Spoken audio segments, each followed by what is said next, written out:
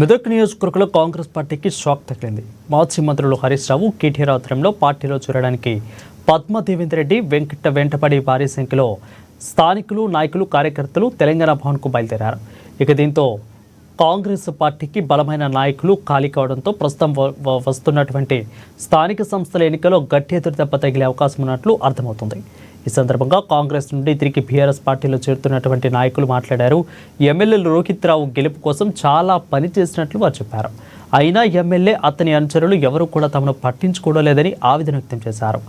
ఇక అలాగే మెదక్ నియోజకవర్గం ప్రజలకు క్షమాపణలు తెలుపుతూ తిరిగి బీఆర్ఎస్లో పార్టీలోకి వెళ్తున్నామని అన్నారు. పార్టీ గతంలో చేసిన తలుసుకుంటూ భవిష్యత్తులో కూడా మళ్ళీ టీఆర్ఎస్ పార్టీ గౌరవ కేసీఆర్ గారి ముఖ్యమంత్రి కావాలి. గౌరవ కేసీఆర్ గారు ముఖ్యమంత్రి అయితేనే ఈ తెలంగాణ రాష్ట్రం బాగుపడుతుంది, తెలంగాణ రాష్ట్రం అభివృద్ధి చెందుతుంది.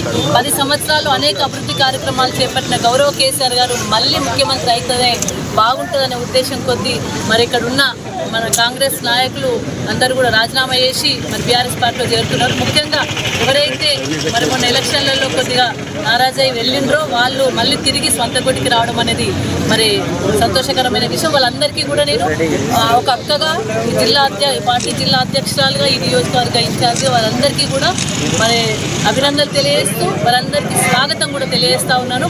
ఎందుకంటే వాళ్ళు 19 నెలలు మరి పార్టీకి దూరమైనప్పటికీ కూడా ఆ 19 నెలలు వాళ్ళకు ఇబ్బందికరమైన పరిస్థితులను ఎదుర్కోవడం జరిగింది.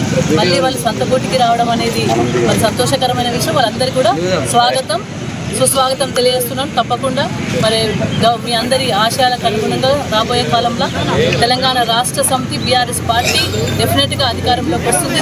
మొన్న జరిగినటువంటి 2023 సాధారణ అసెంబ్లీ ఎన్నికల్లో మరి క్షణికావేశం అనాలన్నా లేదా చారిత్రాత్మక తప్పిదమానాలు అర్థం కావట్లేదు. సరే, కొద్ది పార్టీ ఇబ్బందుల వల్ల పార్టీని వీడిపోయి తప్పుదోవపోయినామనే ఒక భావనకు రావడం జరిగింది.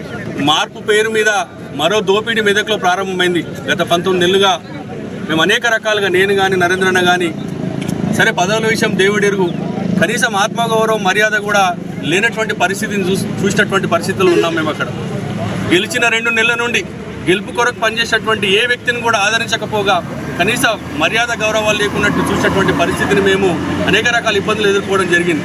మరి ముమ్మాటికి మాకు అర్థమైన విషయం ఏంటంటే, ఈ తెలంగాణ రాష్ట్రంలో మరి అప్పుడే పుట్టిన చంటి బిడ్డ తల్లి దగ్గర ఉంటే ఎంత క్షేమంగా ఉంటుందో, ముమ్మాటికి తెలంగాణ కూడా కేసీఆర్ గారి చేతుల్లో ఉంటే అంతే క్షేమంగా ఉంటుందని ఒక భావనతోని మరోసారి మేము చేసినటువంటి పొరపాటును యావత్ మెదక్ ప్రజానికి మమ్మల్ని క్షమించాలని మనస్ఫూర్తిగా వారికి కోరుకుంటూ, మరి ఈరోజు మమ్మల్ని అందరినీ కూడా ఆహ్వానించడానికి మరి సొంతింటికి తిరిగి వచ్చిన సందర్భంలో టీఆర్ఎస్ పార్టీ కుటుంబ సభ్యులందరూ కూడా పేరు పేరున మరి శిరస్సు